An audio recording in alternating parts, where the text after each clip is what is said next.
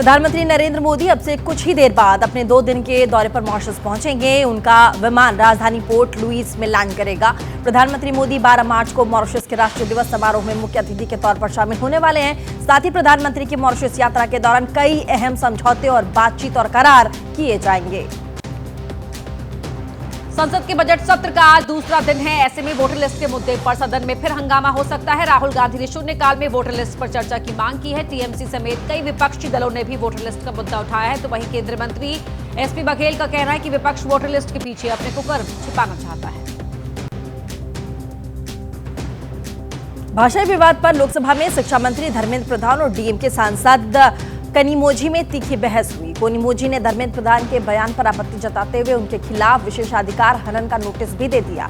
उधर तमिलनाडु के मुख्यमंत्री एमके स्टालिन ने धर्मेंद्र प्रधान को अहंकारी बताया है।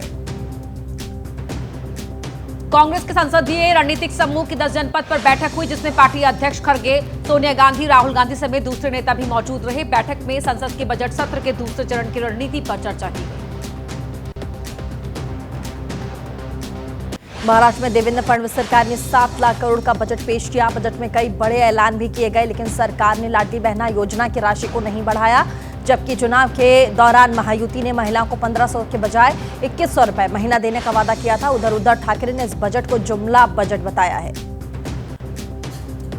महाराष्ट्र के मुख्यमंत्री देवेंद्र फडणवीस ने छत्रपति संभाजीनगर में औरंगजेब की कब्र हटाने की मांग का समर्थन किया है। सीएम फडणवीस ने कहा, हम सभी यही चाहते हैं, लेकिन इसे कानून के दायरे में करना होगा क्योंकि ये एक संरक्षित स्थल है। तो वहीं महाराष्ट्र सरकार के बजट में कई स्मारक बनाने की बात भी कही गई।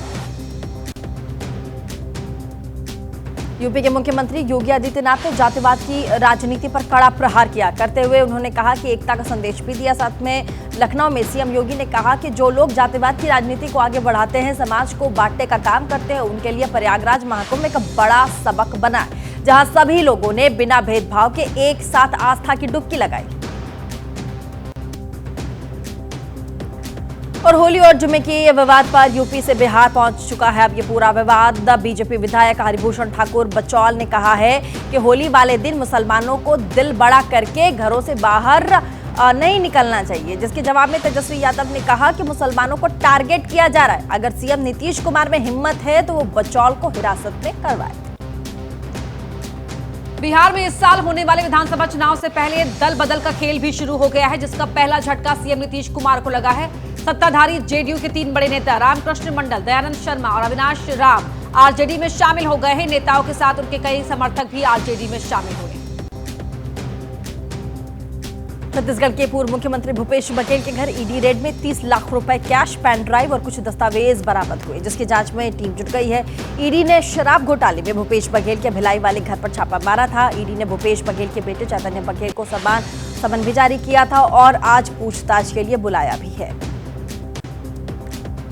छत्तीसगढ़ शराब घोटाले में रेड कर जैसे ही ईडी की टीम भूपेश बघेल के घर से बाहर निकली तो उस पर भूपेश के समर्थकों ने हमला बोल दिया। उन्होंने ईडी की टीम को घेर लिया और गाड़ियों पर चढ़ गए। भूपेश बघेल ने बीजेपी सरकार पर बदले की कार्रवाई का आरोप लगाया है, जबकि सरकार का कहना है कि भूपेश का करप्शन से पुराना नाता है।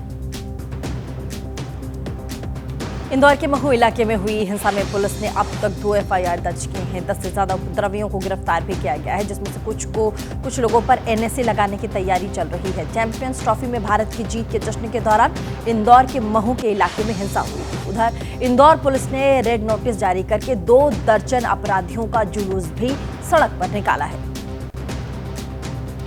यूपी के सीतापुर में पत्रकार राघवेंद्र वाजपेयी की हत्या के मामले में पुलिस आज बड़ा खुलासा कर सकती है। सूत्रों के मुताबिक पुलिस हत्याकांड के खुलासे के बेहद नजदीक पहुंच गई है। पुलिस ने इस मामले में 50 घंटे तक जांच पड़ताल की और 20 से ज्यादा लोगों से सवाल जवाब किए हैं।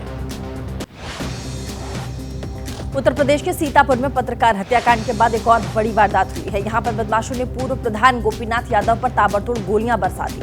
हमले में गंभीर रूप से घायल पूर्व प्रधान को लखनऊ रेफर किया गया। पीड़ित परिवार ने इस जानलेवा हमले का आरोप मौजूदा प्रधान पर लगाया है। यूपी के संभल में बीजेपी नेता गुलफाम सिंह यादव की हत्या कर दी गई। अज्ञात बाइक सवार युवकों ने बीजेपी नेता को उनके ही घर में जहरीला इंजेक्शन लगाकर इस वारदात को अंजाम दिया। गुलफाम सिंह यादव ने 2004 गुन्नौर विधानसभा उपचुनाव में मुलायम सिंह यादव के खिलाफ चुनाव भी लड़ा था। फिलहाल पुलिस कर रही है आरोपियों की तलाश। मथुरा हो या काशी, हर जगह बड़े ही धूमधाम से होली मनाई जा रही है। आज गोकुल में छड़ीमार होली खेली जाएगी। कल रंग भरी एकादशी पर मथुरा में श्री कृष्ण जन्मभूमि पर श्रद्धालुओं ने नाचते गाते होली मनाई, तो वहीं वाराणसी में काशी विश्वनाथ मंदिर परिसर में खूब अबीर गुलाल उड़ाए गए। काशी में चिता भस्म होली भी मनाई गई।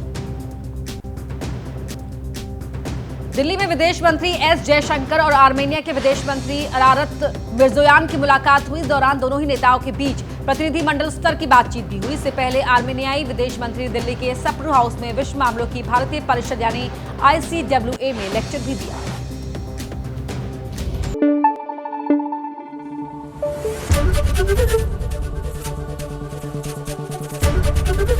ABP न्यूज आपको रखे आगे।